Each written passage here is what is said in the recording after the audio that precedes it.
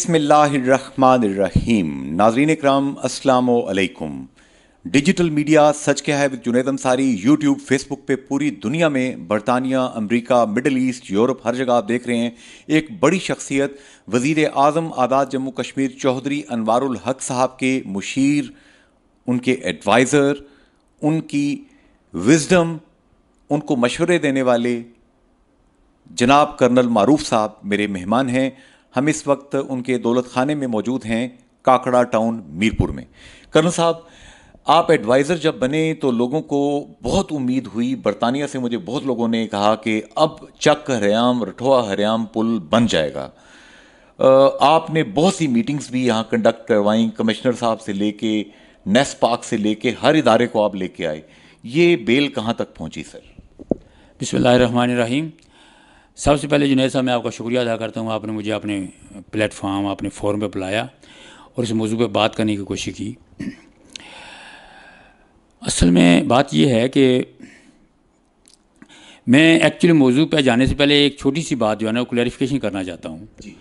और वो ये है कि आप उस दिन आपने मुझे कहा कि आप इश्तहार दें जम्मू कश्मीर।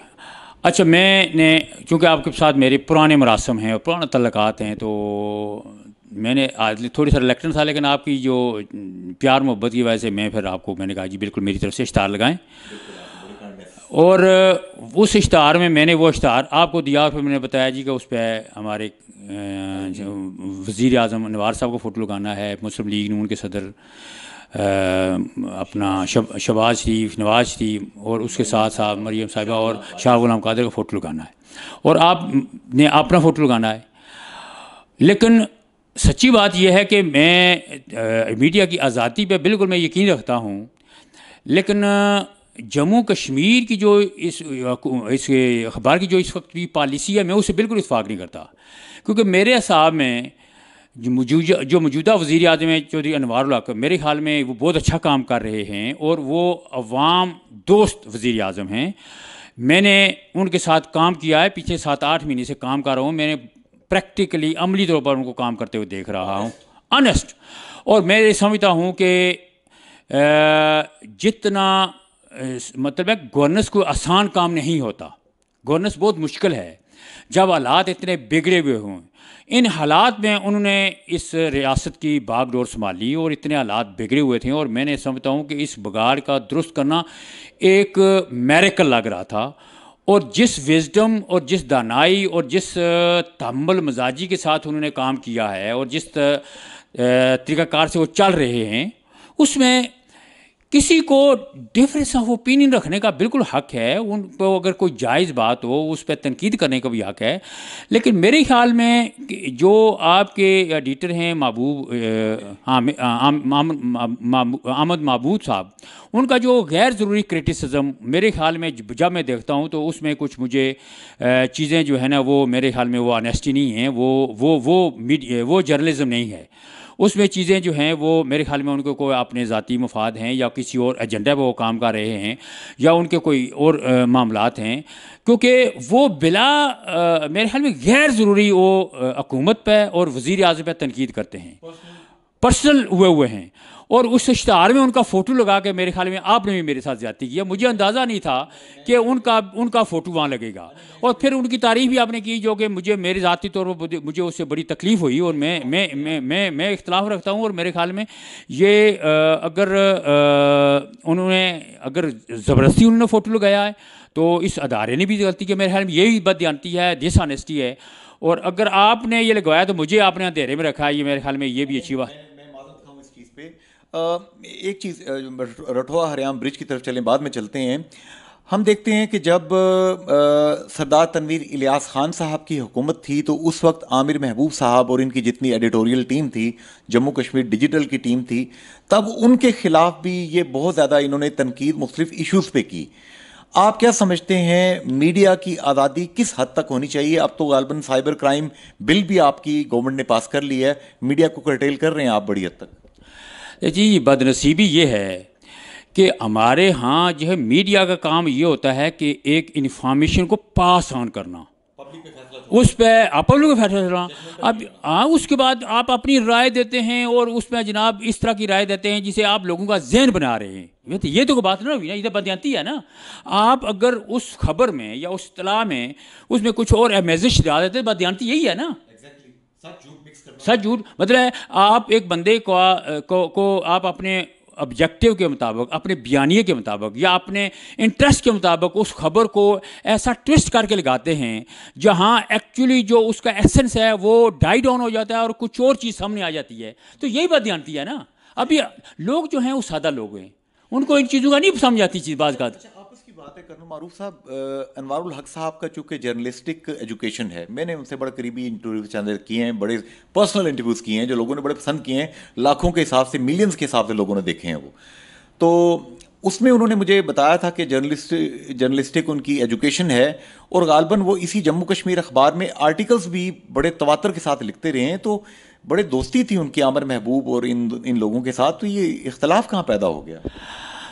देखें बात यह है कि अभी करीबी दोस्ती थी, मैं जानता हूँ, आना जाना था इनके घरों, एक दूसरे के घरों में। देखें बात यह है कि जो जब बंदा हुकूमत में होता है ना, को बाज़ का लोगों की तवक्कुआत होती हैं, ठीक है। अच्छा, मैं ज़ाती तौर पर यह समझता हूँ कि बेशुमार लोगों को अनवला से तवक्कुआत थी लेकिन वो पूरी नहीं हुई। नॉर्थ के कुछ आपकी पार्टी के बेशुमार लोग हैं, नॉर्थ के कुछ आपकी पार्टी के वजीर हैं। परसों उन्होंने मुझे कहा कि ये क्या 2 तोहफे भेजे हैं मीरपुर वालों आपने मुझे। उन्होंने कहा, मैं नाम नहीं ले रहा उनका, बुरी बात है। उन्होंने कहा, एक खातून वजीर भी हैं साबिक मुस्लिम लीग नून की, उन्होंने कहा ये क्या 2 तोहफे भेजे हैं आपने। मैंने कहा जी कौन से? मैंने कहा शायद बैरिस्टर साहब का नाम लें। उनका नहीं, ये अनवारुल हक साहब और मोस्ट सीनियर वजीर कर्नल वकार नूर साहब, ये हमें हर तरीके से तंग कर रहे हैं, हर कानून जानते हैं, ये हर कानून जानते हैं। सर मैं बताऊं आपको, हमारा इतना पहले तजर्बा नहीं था, अभी मैंने देखा है, आप यकीन जाने कि प्राइम मिनिस्टर साहब एक गो करते हैं पूरे डॉक्यूमेंट को और he is very clear then कि क्या इसमें है, इसमें कहाँ बग्स हैं, कितना इसमें सच है क्या नहीं है, और he knows each and everything. Anwarul Haq sahab is termed as expert of constitution, ऐसे ही very very very very very expert, बहुत एक्सपर्ट हैं। और कर्नल वकार जो हैं वो भी मतलब है कि उनकी दयानतदारी की मैं मतलब है कि मैं गारंटी दे सकता हूँ, बहुत पॉजिटिव है, बहुत पॉजिटिव। अभी मतलब है कि बदनसीबी यही है कि जो बंदा आपकी तवक्कुआत पर नहीं उतर सकता, आप बजाय इसके कि अगर वो सही काम कर रहा है उसको अप्रिशिएट करने के, आपकी तवक्कुआत पर नहीं उतरा तो आप उसको क्रिटिसाइज करना शुरू करते हैं। ये बदयांती है ना। लेकिन क्या मीडिया के तमाम ग्रुप्स आप समझते हैं कि अनवारुल हक हुकूमत से आपसे सेटिस्फाइड हैं या कुछ तब्दीली की, फाइन ट्यूनिंग की आपको भी ज़रूरत है? देखें, मैं ये कह रहा हूँ कि गलतियाँ तो हो सकती हैं लेकिन बदनीति तो नहीं होनी चाहिए ना। क्या ख्याल है? बदनीति तो नहीं है ना। तो आमिर महबूब साहब की गिरफ्तारी का सुना को ऑर्डर हो गया था, तो अभी भी ऑर्डर मौजूद है? मुझे इल्म नहीं है लेकिन मेरे ख्याल में ये खुद भी थोड़ा इसको बढ़ा चढ़ा के अपना वेट बढ़ाने की कोशिश कर रहे हैं। देखो ना, नहीं देखो ना, अभी वजीर आजम जो है, वजीर आजम है बड़ा है, अभी उसके खिलाफ जो बंदा क्रिटिसाइज करेगा वो पता नहीं उसमें कितना सच है झूठ है, लेकिन अपना वेट वजन तो बढ़ाने की कोशिश कर रहा होता है ना। हैं क्या लाइन लाइट आने के लिए ऐसे उन्होंने, मुझे नहीं पता कौन सी कमेटी बनी हुई है जो इनको रोज जनाब इन्हीं की पोस्टें लगी होती हैं जी हमारे अपने वेट बढ़ाने। तो ये गलत, इस तरह नहीं करना चाहिए। मैं ज़ाती तौर पे जिस चीज़ से आपको तकलीफ हुई, मैं ज़ाती तौर पे माजरत खाऊं उससे। अब आगे बढ़ते हैं सर। चक हरियाम ब्रिज मीरपुर के 17 लाख के करीब जो लोग बरतानिया रहते हैं वो सुबह शाम पूछते हैं कर्नल मारूफ साहब से, पूछिए कब बनेगा, कब बनेगा, कब बनेगा।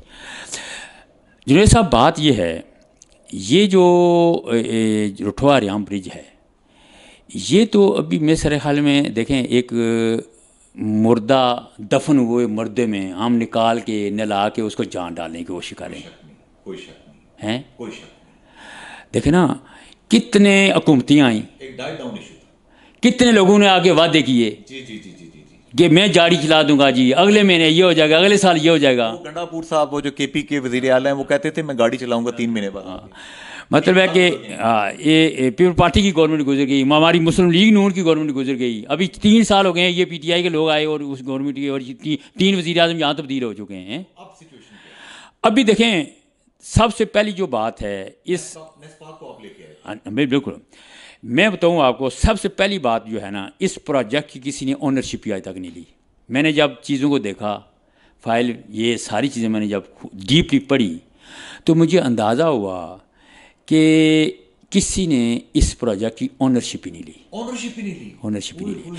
ये बिल्कुल मतलब है कि कागजों में, फाइलों में अपने इंटरेस्ट और अपने मकासद के लिए इसको इस्तेमाल होता रहा। देखें ना, चौधरी मजीद साहब से लेके बैरिस्टर सुल्तान महमूद चौधरी तक, बीच में वो राजा फारूक हैदर खान साहब, सब लोग वज़राए आज़म आए, वजीर इस इलाके के बहुत से रहे, किसी ने ओनरशिप नहीं ली। नहीं जी, देखे ना, ओनरशिप अगर ली होती तो काम हो जाता है। चंद 100 मीटर जगह है, जब ओनरशिप ली हो तो बन जाता है काम। मतलब है, जब यहाँ के मतलब है, मैं अभी किसी को ये तनकीद की बात नहीं मैं कर रहा, इल्ज़ाम नहीं की बात नहीं कर रहा, लेकिन जो हकाइक हैं कि उस वक्त इसका सबसे बड़ा बेनिफिशरी हल्का नंबर 2 है, कोई शक नहीं, बेशक यही बात है। और 2011 से लेकर 2017 तक चौधरी मजीद साहब वज़ीर आज़म रहे। उन्होंने क्या किया? देखे ना, अभी उन्होंने मुझे नहीं बता क्या किया, लेकिन पुल तो कोई नहीं बना ना। अब क्या सिचुएशन है सर? देखें, अभी इसमें जो सही बात है, सच्ची बात जो है वो ये है कि इसमें बेशुमार कॉम्प्लिकेशन, बेशक मसाइल थे। मिसाल के तौर पर देखें ना, सबसे पहली बात यह है कि अभी जो एक्निक के अप्रूवल PC1 एक दफ़ा हुआ, फिर दूसरा रिवाइज़ हुआ, उस चार्जेस बढ़ गए। अभी लेटेस्ट जो डिज़ाइन की कास्ट जो बता रहे थे वो 12 अरब रुपया बता रहे थे। अभी हर बंदा कहता है ये 12 अरब कौन देगा भाई? ठीक है सर। अच्छा, वो चाइनीज़ जो हैं वो कोर्ट में जा रहे थे कि जनाब हमारे साथ ये मसाइल हैं, इस तरह की इनकी काफ़ी 2018-19 से लेके अभी तक लिटिगेशन में ये लोग, कॉम्प्लिकेशन थी, इतनी कॉम्प्लिकेशन। तो उसमें देखें, सबसे पहले जो चीज़ हुई वो ये हुई कि इसका डिज़ाइन चेंज करवाया गया। अच्छा, स्टील से अभी RCC में लाए गए। ठीक है, कॉस्ट कुछ कम हुई, कास्ट काफ़ी कम हो गई। दूसरी बात ये हुई थी कि आपने इस काम कराने के लिए आपने कानूनी सकम थे, वो पेपरा रूल जो है आज़ाद, उनमें अमेंडमेंट करवाई गई। अच्छा, ठीक है जी। अच्छा, फिर ये था कि जो पहले कंट्रैक्टर था चाइनीज, उसको तब्दील करके नया कंट्रैक्टर लाना था, वो भी आप किया आपने? वो भी हुआ। आप अभी देखें, जो टेक्निकल एडवाइज़र है उसकी अपनी पॉइंट ऑफ व्यू हैं, हमारे टेक्निकल लोग उनका अपने पॉइंट ऑफ व्यू हैं, जो आगे एक्निक के लोग बैठे हैं वो आगे जब उनके पास जो वो जस्टिफिकेशन मांगते हैं कि जनाब पहले क्यों नहीं हुआ ये काम। तो जो चौधरी अनवारुल हक साहब ने एज ए प्राइम मिनिस्टर 4 महीने पहले तकरीर की थी कि अगर ये 3 चीफ इंजीनियर मैं उल्टा लटकाऊं जो कि यहाँ काम करते रहे हैं चाकरयाम ब्रिज पे, तो उनकी जेबों से अरबों रुपए निकलेंगे, करोड़ों रुपए निकलेंगे करप्शन के, तो उनको वज़ीर आज़म साहब पकड़ते क्यों नहीं? नहीं, असल में इशू ये है कि प्राइम मिनिस्टर साहब ने इस बात का तैयार किया था कि इस प्रोजेक्ट को हमने कंप्लीट करना है। अच्छा, देखिए ना, जब आप उनके पीछे इंक्वायरी में लग जाएंगे तो एक्चुअली काम से आपकी तवज्जो फिर हट जाती है ना। वाइट कॉलर क्राइम पकड़ना मुश्किल है। मतलब है कि वो होगा, लेकिन पहले काम तो कंप्लीट हो ना। असल में जो पब्लिक हाँ, मतलब ये है कि हम चाहते हैं कि पब्लिक को रिलीफ तो मिले ना। अनवारुल हक साहब ने जो कहा है आप ऑन करते हैं उसको कि ठीक क्यों नहीं, ये बिल्कुल कहते हैं। मतलब ये है कि उन्होंने सबसे पहले देखें, वो इस हल्के के नहीं है, इस ज़िले के नहीं है, दूसरे के हैं, लेकिन उन्होंने इसकी ओनरशिप ली, आउट ऑफ द वे जाके उन्होंने काम करवाया। सर अब ये कब तक बन जाएगा? कर्नल साहब को डेडलाइन दें, 1 साल में बन जाएगा? देखें जी, बात यह है कि मैं आपको बताऊं कि हमारी जो मतलब है जहन था, जो प्लानिंग थी या तरीका था, वो उस हिसाब से ये काम शुरू हो जाना चाहिए था। ठीक हो गया, 14 फरवरी तक होना चाहिए था। लेकिन फिर ये है कि वो हुआ ये कि बिडिंग भी एक प्रोसेस था। उसमें जो इसकी कॉस्ट आई वो थोड़ी हमारी तो कॉस्ट से ज़्यादा आ गई। फिर वो एक प्रोसेस शुरू होगा। FWO जो है उन्होंने जो है वो कॉस्ट 5.5 अरब लगाई।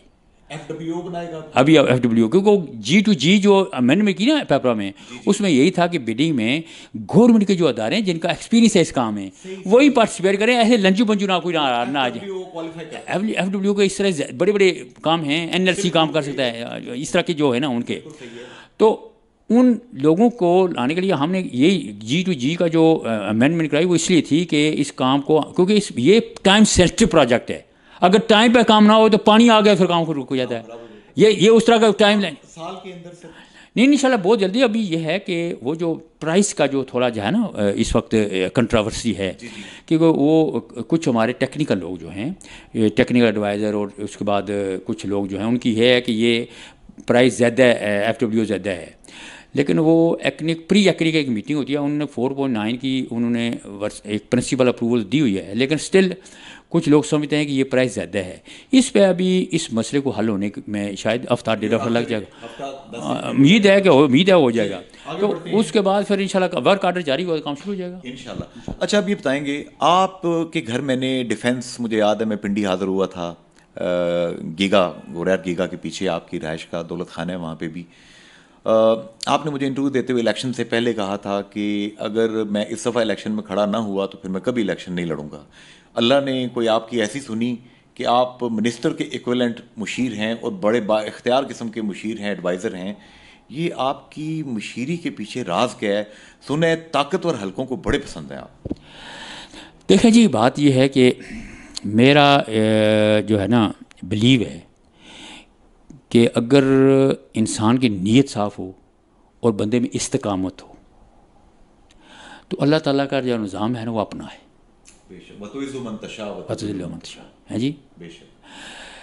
ये जो है ना मतलब है कि बेसिकली अल्लाह ताला की अनायत है, क्योंकि ये जो इक़्तिदार और इज़्ज़त मिन जानिब अल्लाह है। कर्नल सरफराज खान मरहूम के बाद आपको अल्लाह ने ये इज़्ज़त दी। बस वो देखिए ना, मैं यही तो कह रहा हूँ ना कि बस वो मैं समझता हूँ कि हमने एक परबल सर्विस में मेरा बेसिकली देखें, मैं बताऊँ, आपने मेरे घर देखा हुआ है DHA में, अच्छा बड़ा मालनुमा घर है, मेरी अच्छी लाइफ है, वहाँ से आके मैं सर्विस लोगों को दे रहा हूँ, सिर्फ कमिटमेंट है।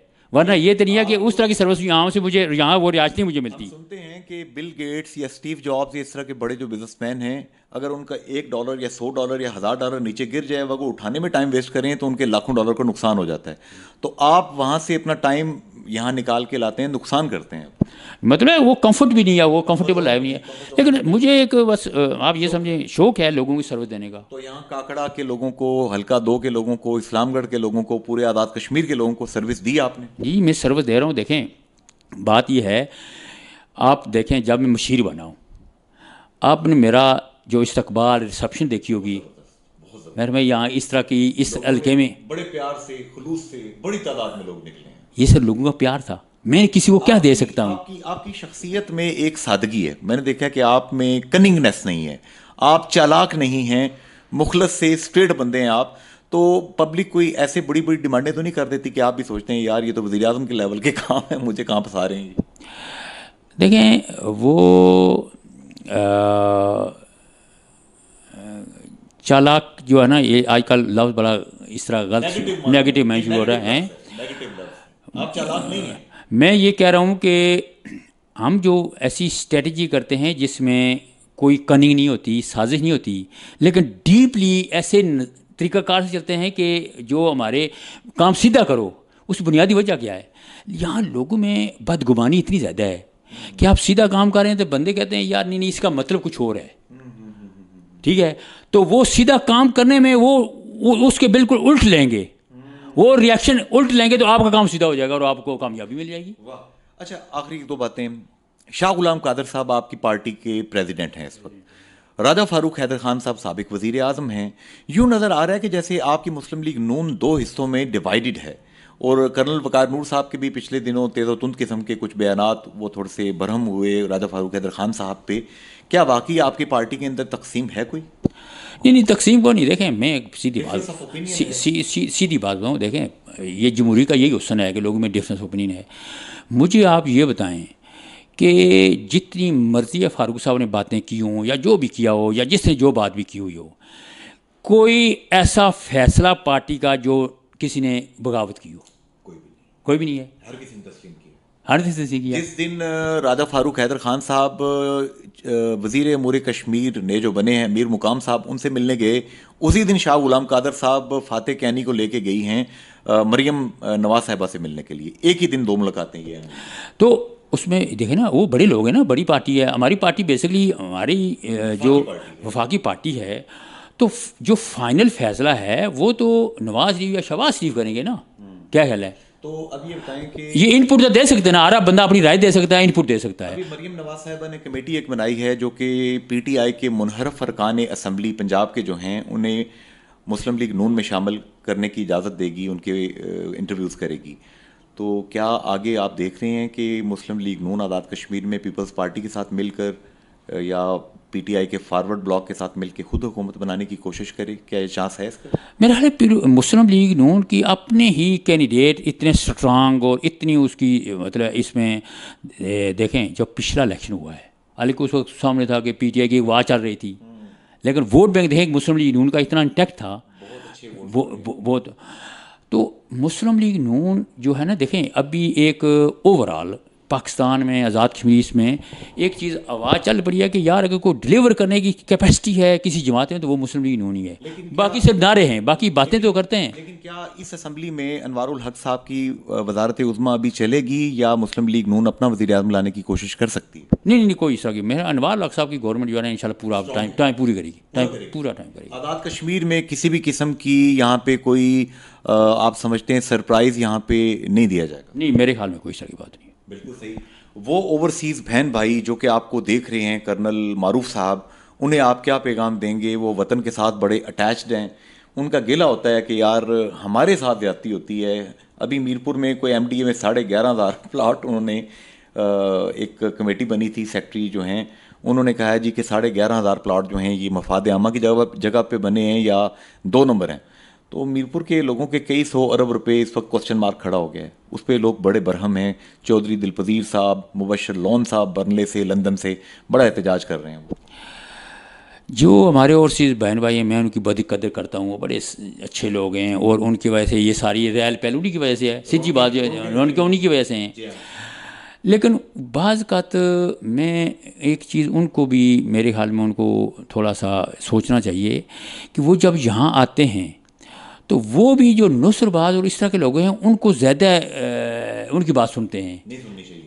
देखे ना ये जो इस तरह की सोच रखना कि पाकिस्तान में जाएंगे तो हर चीज़ जो है ना वो पटवारी भी पैसे से मिल जाएगा, थानेदार भी पैसे पे मिल जाएगा, क्या वहाँ निज़ाम ही कोई नहीं है, ये तरह का कंसेप्ट या इसका सोच लेके अगर आप आएंगे तो ये कुछ होगा ना। असल में बदनसीबी ये है, ठीक है हमारे यहाँ निज़ाम इतना इस्टेब्लिश नहीं है, रिफाइन नहीं है, लेकिन ये नहीं है कि निज़ाम है ही नहीं है। लेकिन उनकी दाद रसी तो होनी चाहिए, ज़्यादती तो कुछ ना कुछ होती है। नहीं हो उनके साथ देखें ना, फिर उनके भाई मतलब एक का भाई है, उसका भाई अपने पे एतबार करता है, वो उसको ले लूटता है। अभी क्या किया जाए इस हाल, अभी वो भी एतबार उसी पर करते हैं ना। मसला ये है कि अभी देखें ना, ये भी मैं समझा नवाज अनवार को क्रेडिट जाता है कि उन्होंने इंक्वायरी कराई है तो ये चीज़ें सामने आई हैं, वरना ये चीज़ें दबी हुई थी। ये काम जो है ये कोई गवर्नमेंट नहीं करती, इसी तरह मट्टी पाओ अंडर कारपेट करने की कोशिश करें, लेकिन अनवार लोग को तो इस चीज़ नहीं है। उन्होंने कहा भाई जो चीज़ अक्सर ये बात दोहराते हैं, दर्जनों दफ़ा कह चुके हैं कि भाईजान जिस दिन अल्लाह ने चाहा कि मुझे इक़्तिदार में नहीं रहना चाहिए, मैं अपनी ज़ाती गाड़ी साथ रखी हुई है उसमें बैठूंगा और बिम्बर आ जाऊंगा। बड़े इस लिहाज से दरवेशी है उनके अंदर। नहीं देखें, बाकी सही बात है, कोलिशन गवर्नमेंट हो, एक आपकी मेजॉरिटी पार्टी ना हो, इस तरह दलले से बात करना बड़ी बात है ना, एक मजा। तो इसका मतलब देखें कन्विक्शन, देखें बंदे की कन्विक्शन देखें कि वो कहते हैं भाई बात ये है कि जैसा मैंने कहा इक़्तिदार में जाने वाला है हैं। तो आप अंदाज़ा करें कि वो बरमला जो बात होती है कोई उबाम नहीं रखते। अच्छा एक बात बताएंगे, शरारती सवाल है, आप कर्नल मारूफ साहब, अनवारुल हक साहब की इतनी तारीफ़ें करते हैं, ज़ाहिर आप मुशीर हैं उनके, तो चौधरी तारक फारूक साहब जो कि आपकी पार्टी के लीडर हैं, उनके वो डायरेक्ट हरीफ हैं भिंबर के अंदर, तो थोड़ा मुश्किल नहीं बात हो जाता आपको फेस करना तारक फारूक साहब को अनवारुल हक साहब का मुशीर होते हुए?